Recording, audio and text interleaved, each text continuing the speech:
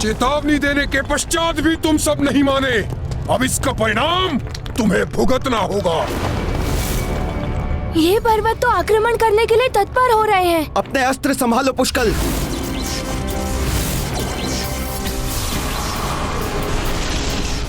इन्हें रोकना ही होगा काकाश्री।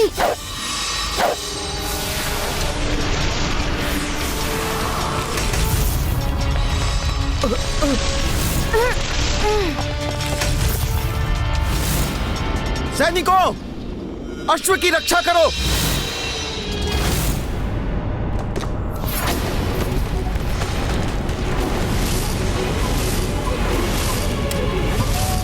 अब ये क्या होने लगा है?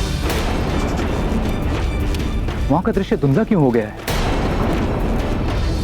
यज्ञ की अग्नि भी भड़क रही है, जैसे बुझने वाली हो। अनिष्ट के संकेत है ये।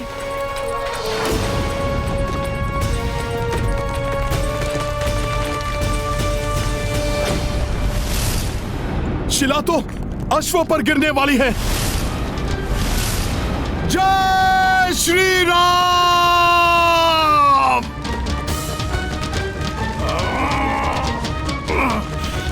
काकाश्री, अश्व को बचाइए। ये संभव नहीं हो पा रहा है पुष्कल, अनर्थ हो गया।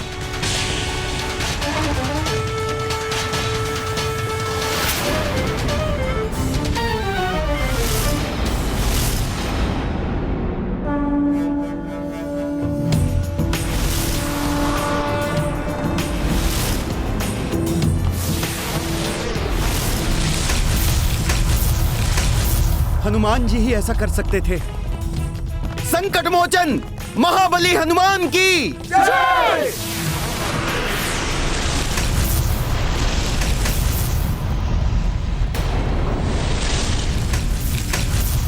ये विशाल शिला भी टूटकर बिखर रही है। इस प्रकार तो ये अश्व पर आकर गिरेगी।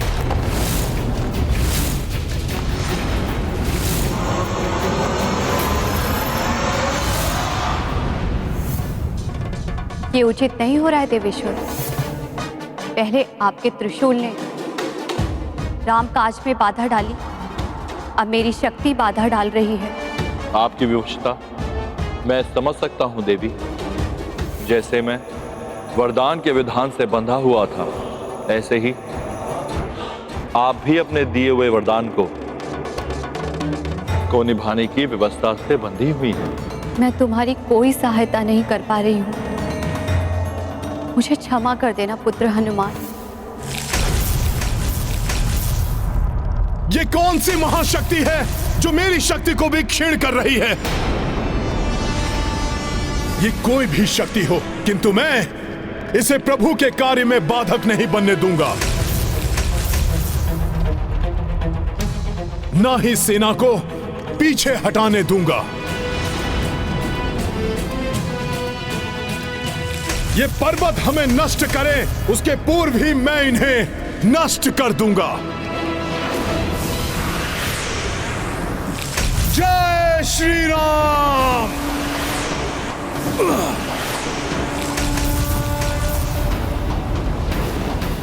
बहुत हो गया तुम्हारा उपद्रव, अब तुम्हारा अंत करना ही होगा। जय श्री राम।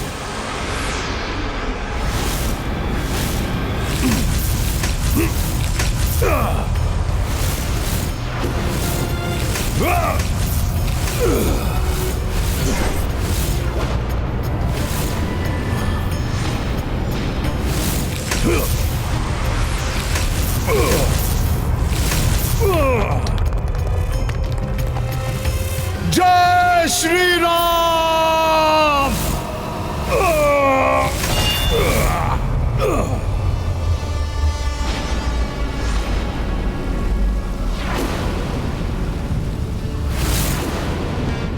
आश्चर्य है, प्रभु श्री राम का नाम लेकर भी किए गए मेरे इस महाप्रहार का भी कोई प्रभाव नहीं पड़ा इस पर्वत पर।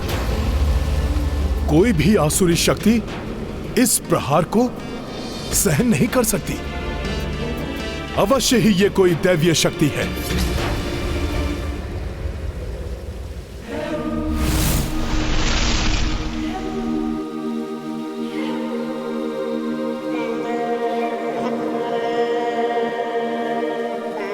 मैं नहीं जानता कि आप कौन हैं, किंतु मुझे विश्वास है कि आप अवश्य ही कोई दैवीय शक्ति हैं। अतः मैं क्षमा प्रार्थना के साथ आपसे कहना चाहता हूं कि हम धर्म कार्य हेतु यहां पर आए हैं, इसलिए कृपया शांत होकर मेरी बात सुनिए।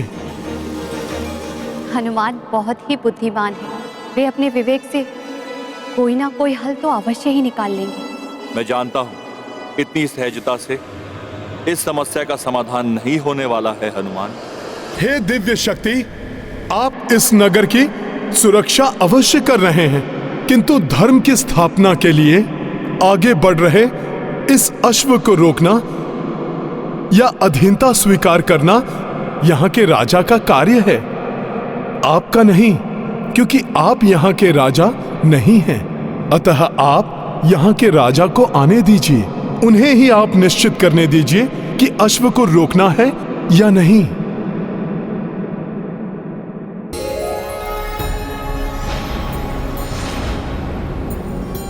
प्रणाम देवी। यहाँ के राजा से हमारा कोई संबंध नहीं है। हम यहाँ मात्र राज्य की सुरक्षा के लिए स्थित हैं। वैसे भी राजा ने अब तक तुम्हारे अश्व के स्वागत के लिए किसी को नहीं भेजा है। इसका अर्थ है कि उन्हें किसी की अधीनता स्वीकार नहीं है। किंतु ये भी तो हो सकता है कि यहाँ के राजा को हमारे आने की सूचना ही नहीं मिल पाई हो। इन सब बातों से हमारा कोई संबंध नहीं है। हमारा कार्य तो मात्र राज्य की रक्षा करना है। किंतु राज्य की रक्षा करने का अर्थ ये नहीं कि आप धर्म के कार्य में बाधा डालें। किंतु अन्य राज्य की सेना को राज्य की सीमा में प्रवेश करने देना हमारे रक्षक धर्म के विरुद्ध है। उचित है, आप सेना को मत जाने दीजिए, किंतु एक दूत को प्रवेश करने की अनुमति देना तो धर्म संगत है ना। कृपया मुझे प्रभु श्री राम के दूत के रूप में भीतर जाने की अनुमति दें, जिससे कि मैं यहाँ के राजा को इसकी सूचना दे सकूं। ये गाथा महाबली हनुमत की, रुचिकर लीला राम भगत की। जय जय जय रघुनंदन राम, जय जय जय महाबली हनुमान। काज न पूरन करे शक्ति, ता महावीर लगाए युक्ति। वाक्य चतुरता कपि दिखलाई, गिरि से मार्ग नगर का पाई। आपकी इस अनुकंपा के लिए आपको धन्यवाद। जय श्री राम।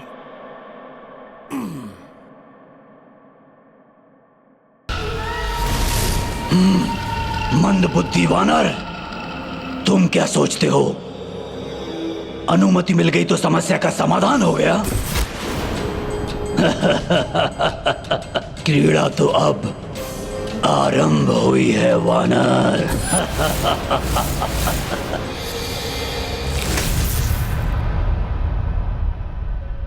ये सब क्या है?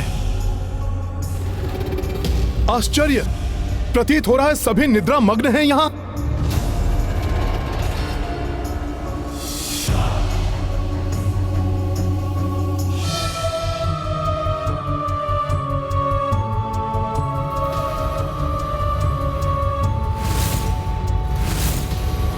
आश्चर्य है, यहां भी कोई जागृत नहीं है। ये कैसे विचित्र माया है।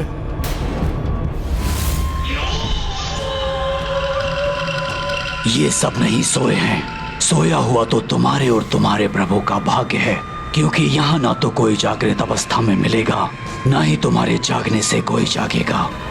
इसलिए यहाँ कोई तुम्हारी अधीनता स्वीकार नहीं करेगा। श्रीमान उठिए, उठिए, अपने नेत्र खोलिए।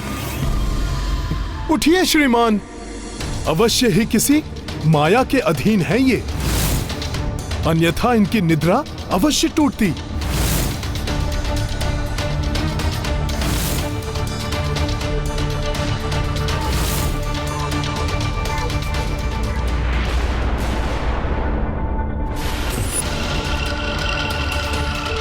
नेत्र खोलिए अपने।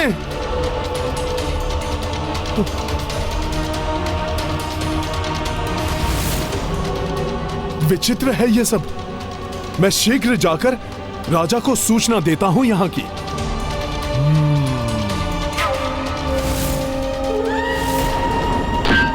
ये ध्वनि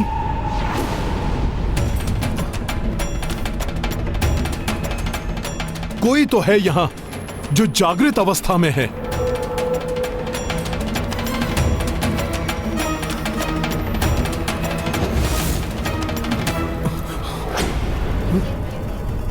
ये क्या? अग्नि तो भट्टी से निकलकर मंडी में फैल रही है। उधर ये दंपति भी संकट में हैं।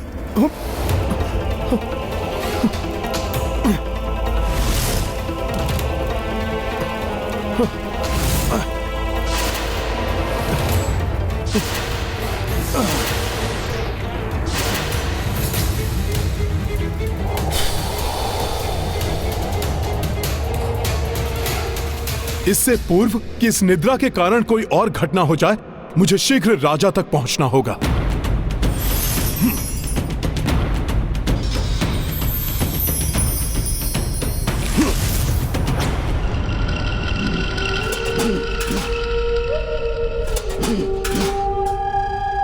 वानर, कुछ नहीं कर पाओगे। यहां की स्थिति भी वैसी ही है, किंतु राजा कहां है? उस ओर प्रकाश है।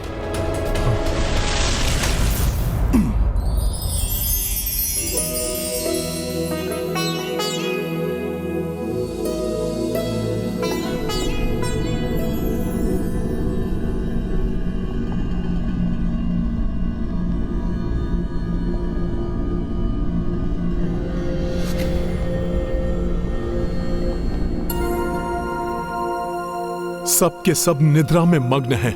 माता की पूजा का किसी को ध्यान नहीं। विचित्र स्थिति है।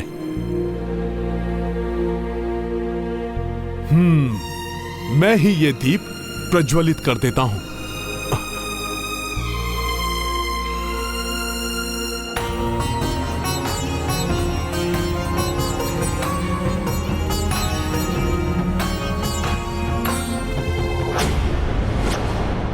यहां राजा भी निद्रा मग्न है।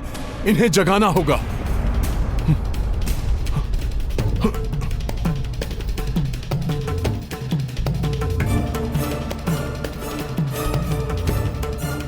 राजन उठिए, उठिए राजन। राजन उठिए, मैं राम सेवक हनुमान हूं। माता,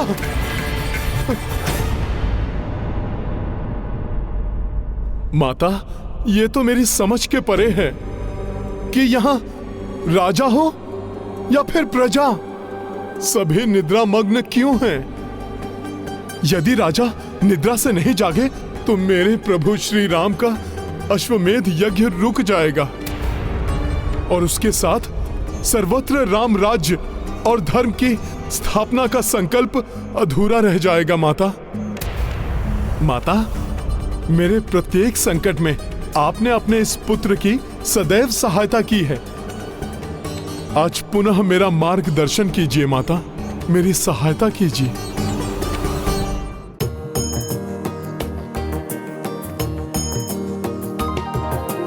सिंदूरारुण विग्रहां त्रिनयना माणिक्यमौलि स्फुरतारा नायक शेखरा स्मितमुखिमापि नवक्षोरुहा पाणिभ्यामलिपूर्णरत्नचषकं रक्तोत्पलं बिभ्रतिं सौम्यां रत्नघटस्तरतचरणां ध्यायेत् तत्परामम्बिकां वरुणां करुणातरङ्गिताक्षी धृतपाशाङ्कुशपुष्पबाणचापा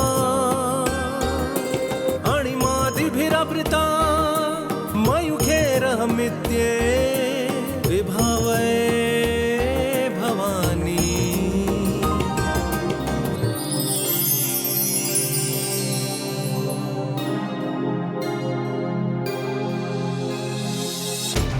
माता, मेरी सहायता कीजिए। मुझसे कहीं कोई त्रुटि हो गई है या मुझसे इतने बड़े संकट में भी आप सहायता नहीं कर रही हैं मेरी माता। माता, मेरी गुहार सुनिए। माता, मात्र एक संकेत दे दीजिए मुझे। माता, मेरी सहायता कीजिए, मेरी सहायता कीजिए माता। हनुमान को आपकी सहायता की आवश्यकता है।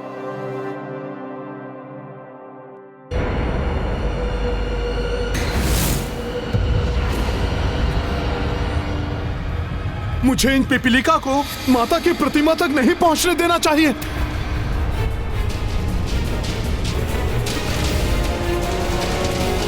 रुक जाओ, उसका स्पर्श भी मत करना, कोई हानि मत पहुंचाना उसे।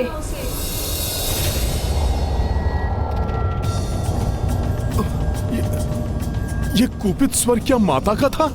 किंतु माता का ऐसा प्रचंड कोप क्यों जागृत हुआ? माता, मुझसे जो भी भूल हुई हो उसके लिए मैं आपसे क्षमा याचना करता हूं माता। प्रणाम माता।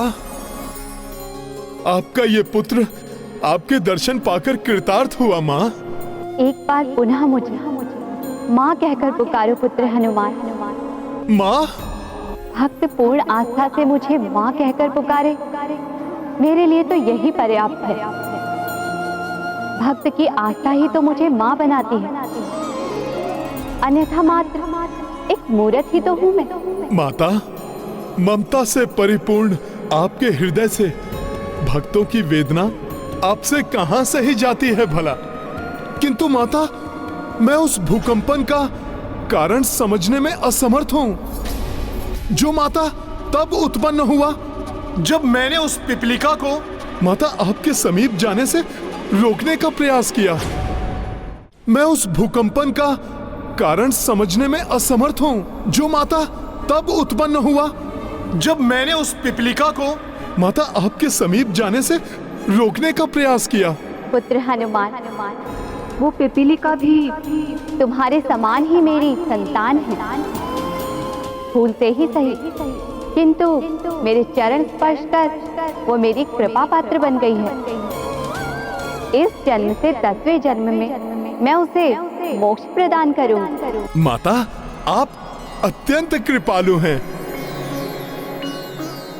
कोई भूल से भी आपकी शरण में आए तो आपकी कृपा प्रसाद प्राप्त करता है। माता, कृपा कर मेरे भी संकट का निवारण कीजिए। इस राज्य में राजा सहित सभी निद्रा मग्न हैं, जिससे मेरे प्रभु श्री राम के कार्य में बाधा उत्पन्न हो गई है। पुत्र हनुमान, यहाँ के राजा सुमत तो मेरे श्रेष्ठतम भक्तों में से एक हैं।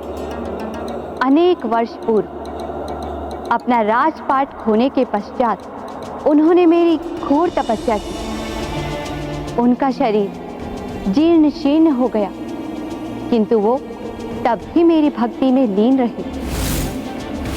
तब प्रसन्न होकर मैंने उन्हें दर्शन दिए। पुत्र सुमत, तुम्हारा तप सफल हुआ। प्रणाम माता। तुम्हारे तप से अत्यंत प्रसन्न हूँ मैं। मेरा वरदान है कि तुम समस्त शत्रुओं को पराजित कर अपना राज्य पुनः प्राप्त करोगे, और तब मेरी 9 दुर्गा रूपी शक्तियाँ पर्वत रूप में सदैव तुम्हारे राज्य की रक्षा करेंगी। तुम्हारी अनुमति के बिना यहाँ कोई बाहरी सेना प्रवेश नहीं करेगी। हाँ माता, उन पर्वतों के दैविक होने का आभास तो मुझे भी हुआ था। अब तो मुझे ज्ञात भी हो गया है कि वो आप ही की शक्तियां हैं। माता, मुझे क्षमा कर दीजिए। मैंने उनसे क्षमा याचना मत करो हनुमान। जगत कल्याण हेतु अपने धर्म और कर्म के लिए जो अनिवार्य था वही तो तुमने किया। उसी प्रकार जैसे यहाँ के राजा सुमत ने अपनी प्रजा के कल्याण के लिए मुझसे प्रार्थना की थी। माता, मुझे और एक वरदान देने की कृपा करें कि मेरे पुण्य कर्मों का फल मेरी प्रजा को भी प्राप्त हो। और जीवन के अंत में जब मुझे राजपाट से मुक्ति मिले तो मैं मोक्ष प्राप्त करूं। केवल पुण्य में किसी और की भागीदारी नहीं हो सकती। तुम्हारी प्रजा तुम्हारे पुण्य और पाप दोनों में तुम्हारी भागीदार बनेगी। ये मेरा वरदान है। तुम्हारी मुक्ति अवश्य होगी, किंतु उसके लिए भविष्य में जब प्रभु श्री राम के अश्वमेध यज्ञ का अश्व यहाँ पहुंचे, तब तुम उनकी अधीनता स्वीकार कर अश्व के दिग्विजय यात्रा में भाग लेना, जिसके संपन्न होने पर तुम्हें प्रभु श्री राम के दर्शन होंगे।